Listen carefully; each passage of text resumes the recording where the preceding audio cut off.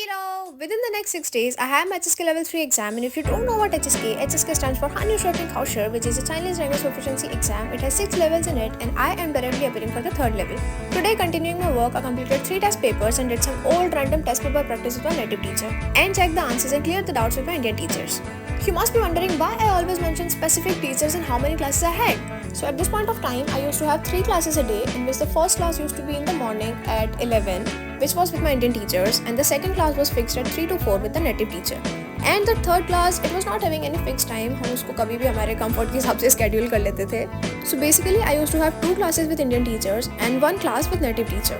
This used to be my class schedule, and whatever the work I show, I used to do apart from the class all by myself, क्योंकि तब तक इतना तो prepare कर लिया था कि इतना मैं कर पा रही थी. So if you've seen our previous videos, you must be knowing this is my last 10-day series of preparation for HSK Level 3, and if you want to know how I cleared what I did, go ahead with the next part. Over to you, bye, Ming Tian Jian.